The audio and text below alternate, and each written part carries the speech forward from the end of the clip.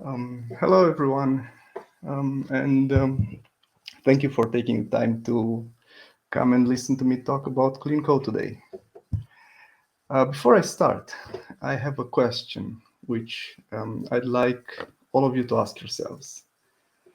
Has something like this ever happened to you?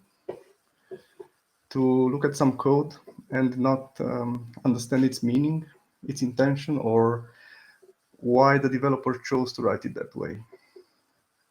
It has happened to me, and I'm ashamed to admit that on at least one occasion I was looking at my own code from a few years earlier. How about that? Scary, isn't it? Yes, unfortunately, code can be hard to understand sometimes. It may be hard to understand what it does, or why, or both, but it doesn't need to be. Code is not inherently hard to understand. We make it that way. And this notion of clean code goes a long way towards solving the problem. You may have heard this before. Clean code is easy to read, easy to understand, um, more usable, less buggy, and so on and so forth. It has many benefits. What I can tell you from my own experience is that when I started writing clean code, the quality of my code was improved visibly and almost overnight. It has changed my life as a software developer, literally, and I haven't looked back since. My name is Mihai. I am a software engineer at these big companies from Southeast Asia called Grab, and I am passionate about code quality, which is why I decided to talk about clean code today. But I'm not going to speak about the usual or the obvious methods for writing clean code. Quite the opposite. I have chosen a few tips which are, in my experience, less advertised. I hope you find them insightful. There is a chance that you find them common knowledge or obvious if you're already using them, which is great. There is also a chance that you find them insane, but I hope that's not the case. So let's find out. Tip number one, use custom types instead of simple types where appropriate. What I mean by that? By simple types, I mean mainly primitives and primitive wrappers, but also objects which are readily available and easy to use, like string, for example. And by custom types, I mean those classes which you create specifically for your business domain. Let me show you what I mean with a bit of code. Let's assume that we were given the task to compute the distance between two geographical points. After looking a bit online, this is the first implementation that I found, and it's a pretty straightforward one.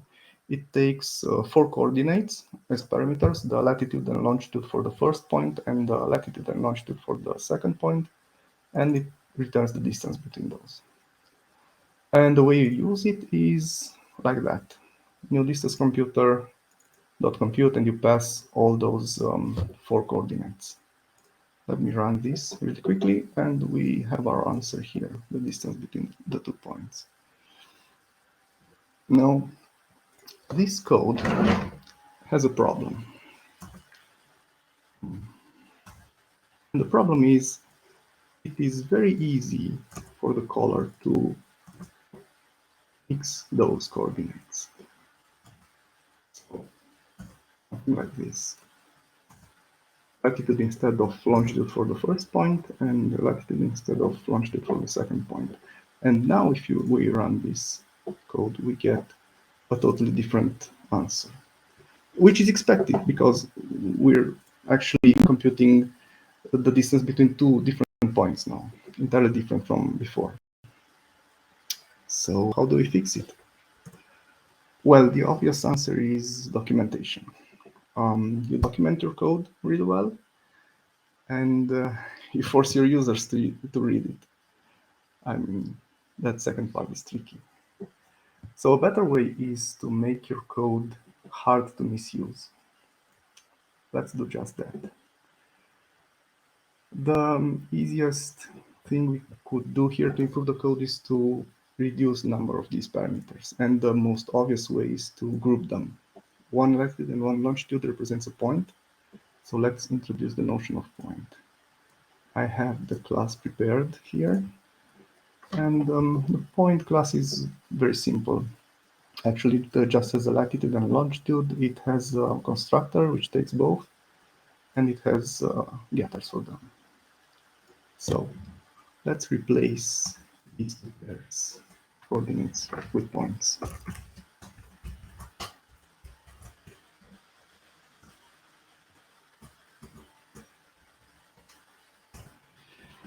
And now we have to replace all these latitudes.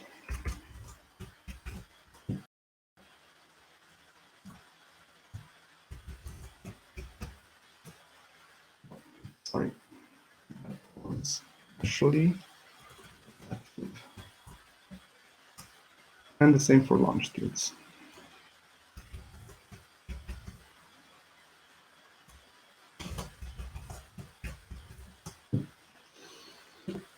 And now when we call this method, we have to pass in objects instead of primitives here.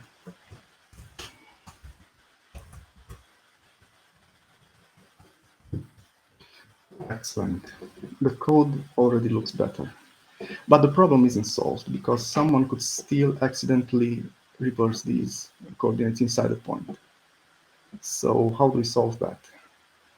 Well, a simple solution would be to make this point constructor private and offer a builder instead. That way the latitude and the longitude values would get passed on aptly named methods, latitude and longitude. And that is a very good solution. But I'm going to show you an even better one. Let's replace these primitives with objects. I'm going to create a latitude object,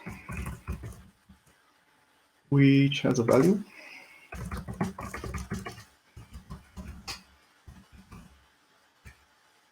It has a constructor.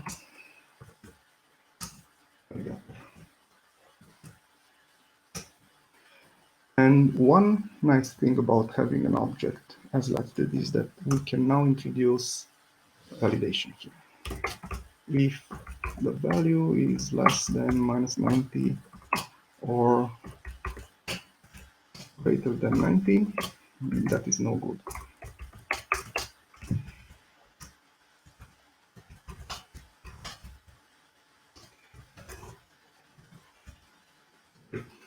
This is something we didn't have before, and the code is already better because of it. Let me do the same thing for longitude.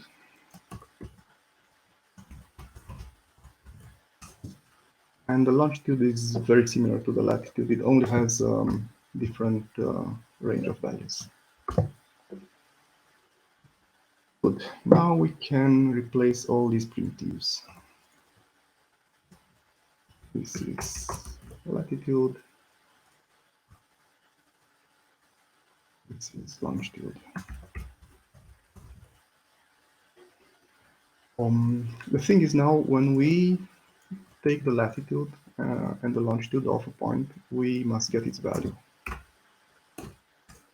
And when we build these points, we must pass in objects instead of primitives. I'm going to extract these as local variables here, just to make the code easier to read. And let's convert these to objects. Latitude of that value.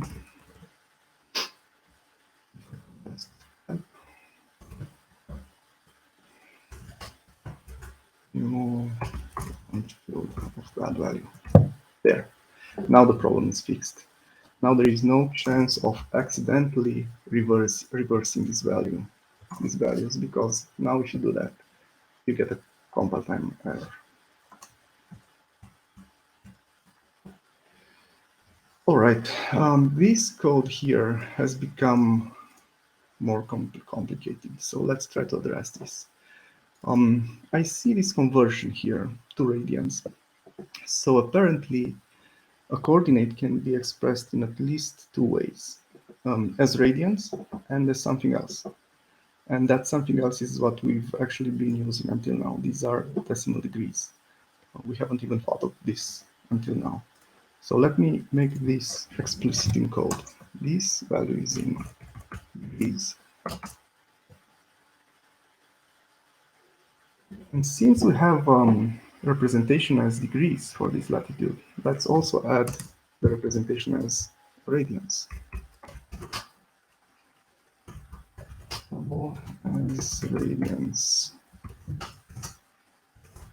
Return what? Was it math dot radians of our value, which is now explicit degrees.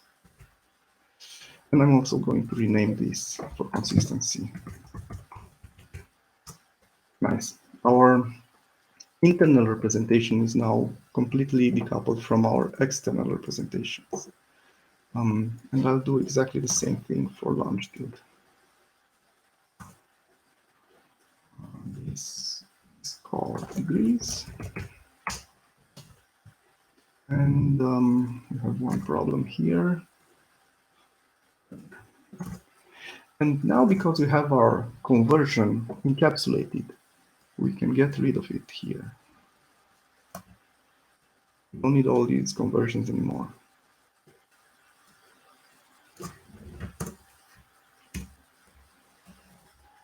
All we have to do is take the values of the coordinates directly as radians.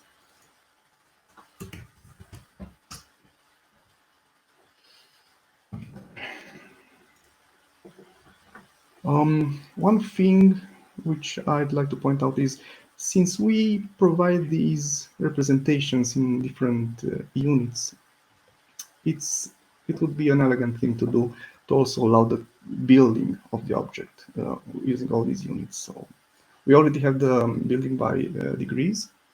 Unfortunately, we cannot overload this constructor because it would have exactly the same signature.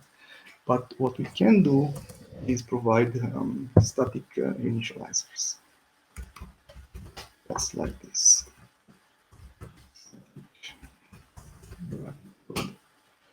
This means 4 degrees.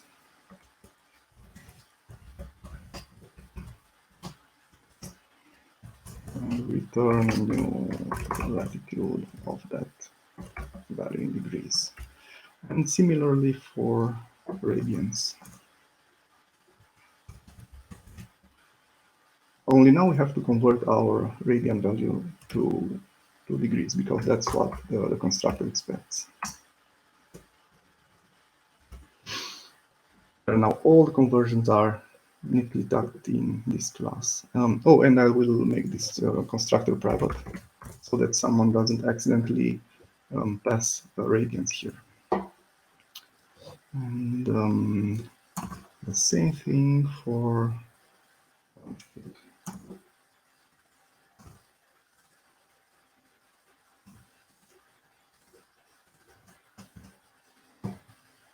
excellent. The only problem is we cannot use the constructor anymore. I'll replace all these new with static initializers. Now, not only is it clear which one is the latitude and which one is the longitude, it's also clear what units of measurement we're using here. And speaking of which, this value which we get here, it's almost 1,500, but 1,500 what? Let's look at the documentation. There is no documentation because there was none on the website from which I copied this. But that doesn't matter. Let's look in the code. These are just coordinates expressed as radians. We then apply some trigonometric functions on them, square root and so on, and the resulting constant is multiplied by this Earth radius, which is this value in kilometers. There, we have our answer. The result is in kilometers. So now the next step is to obviously document this, because this is actually what is usually useful in a documentation. Not that this method returns a distance, but that the distance is in kilometers. That's the useful bit in the documentation, which would go here. But an even better solution is to use an expressive object here instead of the primitive. And I have that object prepared as well. The length object is very similar to the latitude and longitude one, which we built earlier. It has an internal representation, which in this case happens to be in meters. It has constructor and public representations in different units of measurements, whatever you need, and static initialization using those same units of measurements. And again, the conversion is hidden away from the color. It's inside this length object, which I'm going to use now here as a return value. But I have to convert this double value to an object of type length, which is expressed in kilometers, as we know. And now, when we call this method, we get actual length. And the nice thing about this is that we can now express that value however we want. Very minimum effort. There. One other thing I'd like to do is, since this Earth radius is also a length, let's represent it. So this is that many kilometers. And now I can get rid of this comment, because the code is its own comment now. Oh, and I have to get the value here in kilometers. Now, this part is very nice and very expressive, but this part down here is very ugly, because it does decoding and encoding on top of it. When what we actually need is simply this: a length multiplied by a constant. Now, obviously, we cannot do this because we don't have the star operator available on our length object. But what we can do is implement one ourselves. Multiplied by that. So what happens when you multiply a length by a constant? Well, you get back the length of the current value multiplied by the constant. There. Look how pretty. And a last thing I want to do here is implement a function, or by function in our case, which takes a point and another point and returns a length. And because we implement that interface, we must rename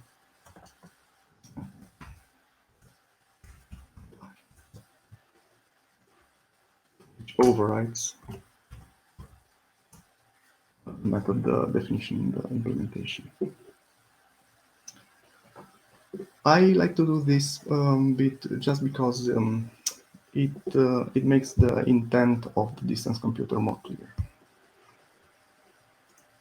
So, in summary, don't use primitive values when you can use more expressive objects instead, which will make your code more readable and more robust. And it will make the client code better also. All the ambiguity is gone from here. There is no question now which value is the latitude, which value is the longitude, what units of measurements are used, and so on.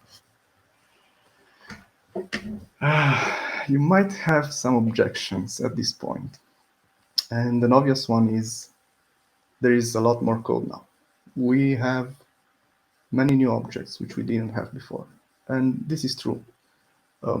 it is more code. There is more code there, but it's easier to read. And since it's easier to read, it's easier to maintain and to extend. Bigger concern might be the memory. All those instances which we now create have to live there somewhere. And where do objects live? Well, in the heap. So more memory is consumed now. And this is true, again. But first of all, is this a problem that you're using more memory? Maybe it is, maybe it's not. If it does become a problem, there are things which we can do to alleviate it. And one is to use this flyweight pattern, which allows us to fit more objects in the same amount of memory by extracting those parts which are common to all our objects, or to most our objects, extracting the common parts and storing them once, and then just referring to them from all our instances. And another trick we can use is create objects on request while storing the data in a more compressed format. Let's assume we have this new object called polyline. This is the kind of object you would use to represent roads on the map or borders, and it's a pretty easy, straightforward object. It has a list of points, it has constructors, and a getter. So let's assume that the profiler tells us we are generating too many points. What if we have tens of thousands of polylines and millions of points in total, and all those points have latitude and a longitude object inside them each? So this notion, which I referred to earlier, of storing the data in a more compressed format, states that we could represent the data inside a polyline differently. So instead of a list of objects, maybe we just have two arrays of coordinates.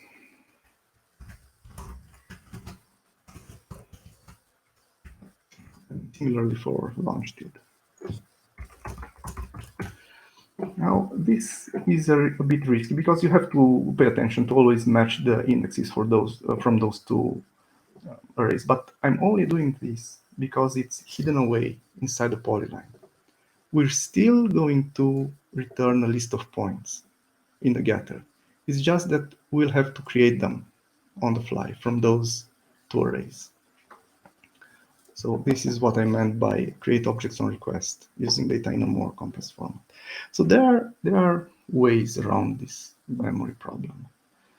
But whichever optimization you choose, make sure to never optimize without measuring. So don't guess that you have a memory problem. Measure and prove that you have a memory problem before starting to optimize. Another objection, more memory means more garbage collection, which is true. But does more objects mean more garbage collection? Not necessarily.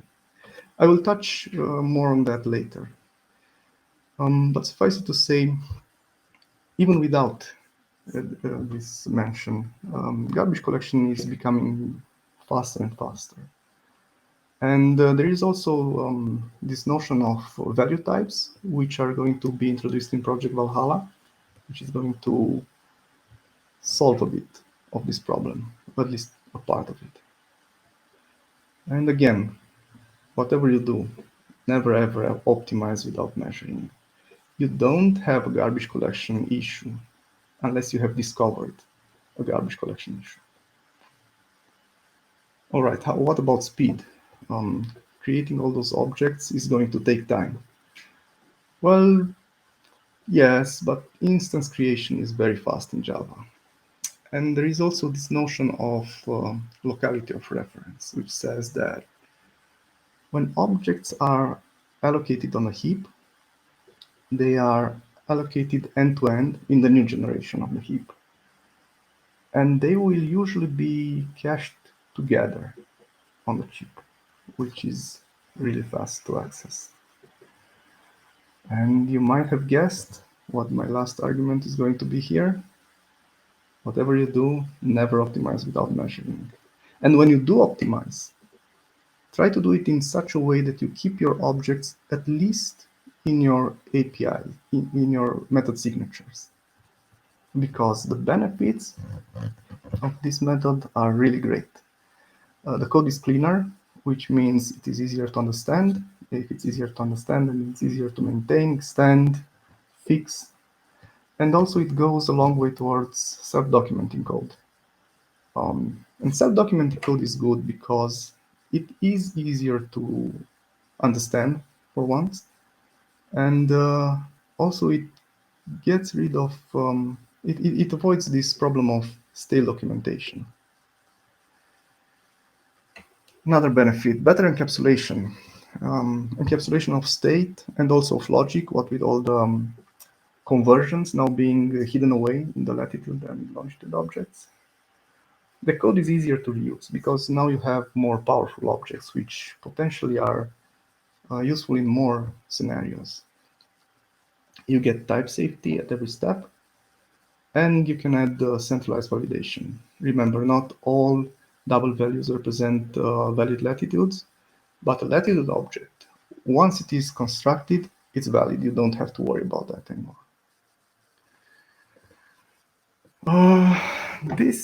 So all the pros and cons, this might seem like a bit much, and it might be hard to decide when to use optimizations in this case.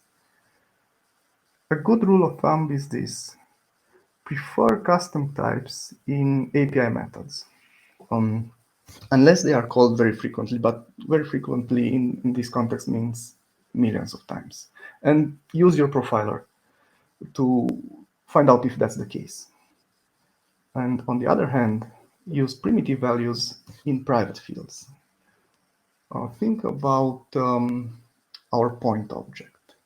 We could store the latitude and longitude inside it as primitive, as doubles, primitive values, and only convert those to latitude and longitude objects in the getters. In conclusion, I'd like to leave you with this quote from my good friend Jonathan Locke, who is the one who introduced me to the power of this method of writing code. And he says, objects are not always better, but until long experience or the profiler says otherwise, consider using them liberally, particularly in API method signatures. I think that sums it up really nicely. So I'm going to wrap it up here and move on to tip number 2. Place methods in the right place. And this will improve discoverability and encapsulation. What do I mean by the right place? I mean, try to place your new logic inside existing classes which already have the needed details to perform that logic. Do this instead of building new objects specifically for that logic. And in particular, avoid partitioning your code into this notion of data classes separated from processing classes. Again, the code speaks louder than words, so let me show you what I mean. Let's look at this polyline object which I mentioned before. And let us assume that we need to compute the length of a polyline. Now, the answer of many software developers would be to build an object like that,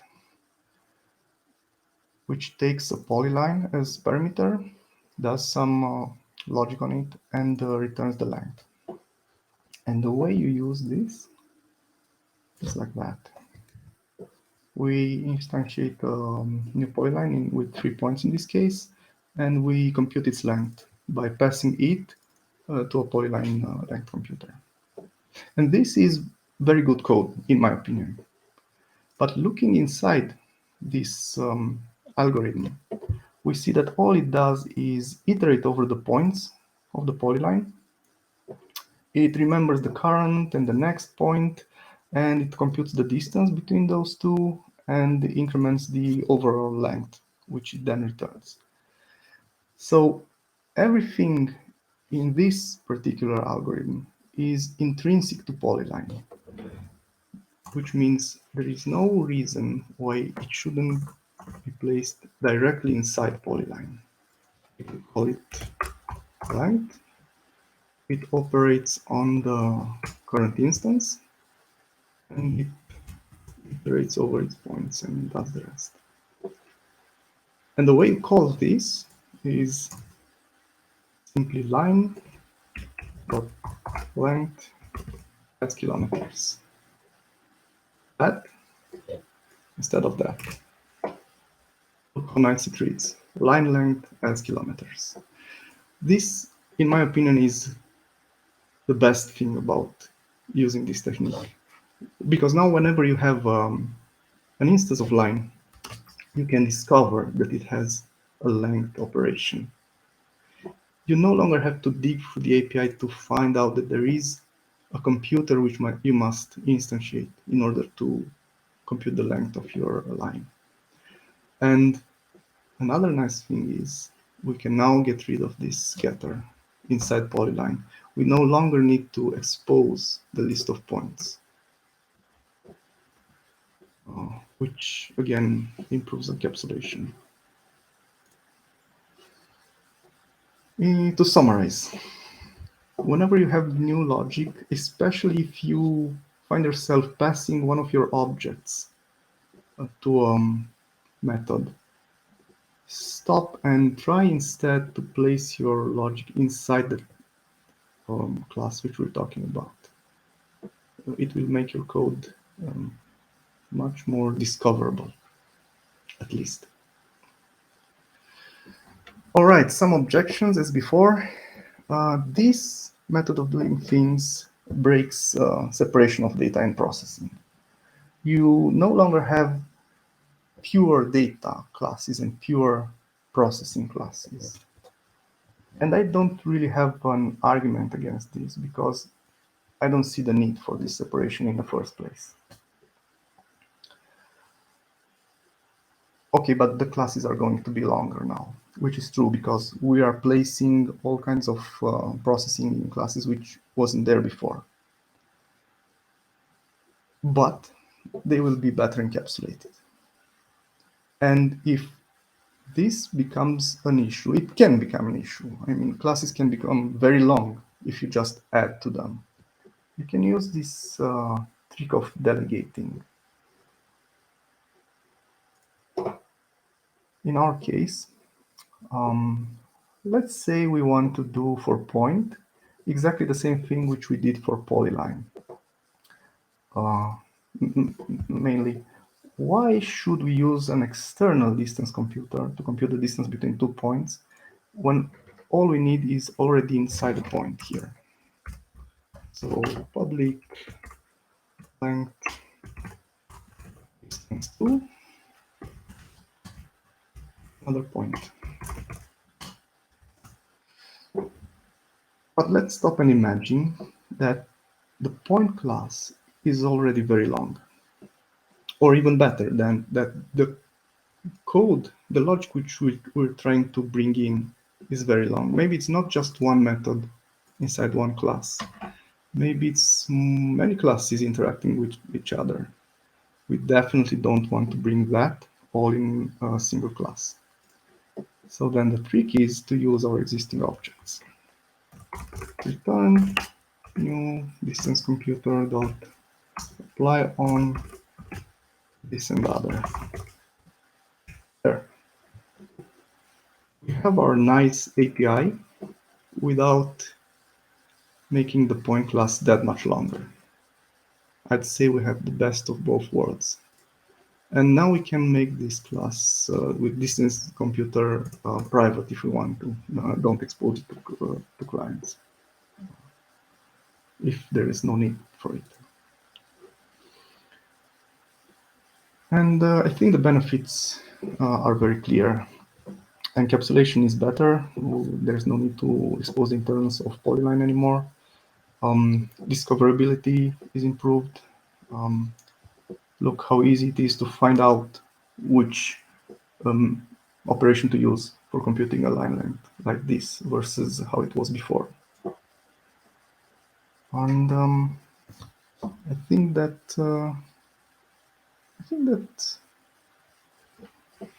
is pretty clear.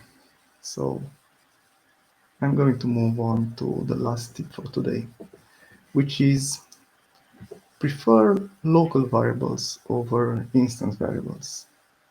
Specifically, when building an object is cheap to do, and in Java it usually is, prefer creating multiple instances, which are effectively local variables, over storing a single value as an instance variable.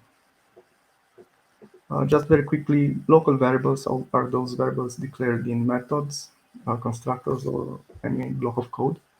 And when the execution exits that block of code, all the local variables within are destroyed. Instance variables, on the other hand, are declared inside a class, but outside any block of code. And when your containing object is allocated on the heap, all its instance variables are allocated on a heap as well. Let's look at the length of operation one last time.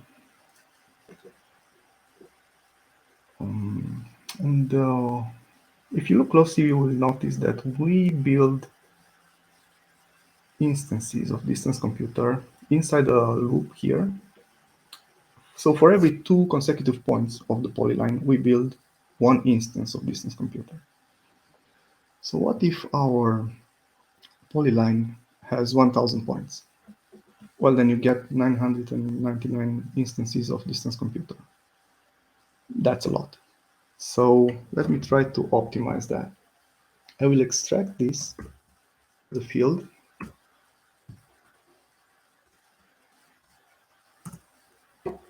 and only have one instance now created here, which is reused over and over again. So is this a good performance optimization? Well, by the title of my tip, you might guess that my answer is going to be no. This is not a good performance optimization. It's actually not a performance optimization at all, because the code written in this way potentially performs worse than it was before with all the initializations. And I'll explain why, but let me be very clear. What I'm suggesting here is prefer multiple instances over one single value if that value is going to be stored as an instance variable. You might be objecting heavily at this point because more instances means slow runtime, since you have to create all those instances, and it means more heap usage because where do you place them? And with more heap usage comes more garbage collection, right? Well, not necessarily, and possibly quite the opposite. We're entering the realm of crazy a little bit here. It might seem like that. First of all, allocating objects in Java is very cheap, but that's not my main argument here, obviously. There is this notion of escape analysis, which says that if you create an object inside a method and you use it exclusively in that method, there is a chance that it will be allocated on the stack, just like primitives. If it can't be, naturally it will be allocated in the heap, but in the hidden generation of the heap, which is very fast to garbage collect. So what this essentially says is that if you stick to local variables, you get a chance of them being allocated on a stack, which is much faster to read than a heap. On the other hand, if you store your value as an instance variable and your containing object is already in the heap, then it is guaranteed that your instance variable will end up on the heap as well. So even though it might sound counterintuitive, prefer many instances over one instance variable. And the benefits are actually exactly the opposite of those objections. The code will be faster, less memory will be used, and consequently less garbage collection, and the code is easier to read and maintain. In conclusion, until you observe a problem, optimizing code by eliminating instantiations will cripple your code. It will be harder to read and maintain, harder to refactor and extend, and all for no good reason. And that's all the tips I have. To summarize, use custom types instead of simple types. Place methods in the right place, and prefer local variables over instance variables. I have chosen these particular tips not because they are some advanced techniques. They are not. They are actually very common. I have chosen them because they are, in my opinion, largely ignored. I have shown pros and cons for each, but at the end of the day, in software development, everything is a trade-off. So, should you use these methods exclusively? Probably not. Should they be used more than they already are? In my opinion, yes. I have some references here. I mentioned John Locke before. He's the one who introduced me to most of this stuff. So if you like this, you can read more like it on his blog or on one of his articles. I have mentioned the flyweight pattern, Project Valhalla, and escape analysis. Obviously, you can easily find those online, but I have included some references here as well. And that's about all I have. Thank you again, everyone, for your attention. Thank you, Codecamp organizers, for having me here. And I'll leave you all with this nice quote as ending. Yay, I like it. Of course. Congrats, Mihai. So I really enjoyed this session, the pace, the way you explain things.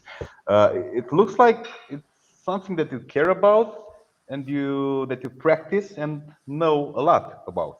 So my congrats, and I'm pretty sure that the audience enjoyed it as well. So look, there is a lot of activity here. So people asking about I some haven't stuff. been watching the chat. Yeah, no Sorry worries. about that. Look. I'll put it here. So, for instance, people are paying attention. Tip one is similar to some other principle.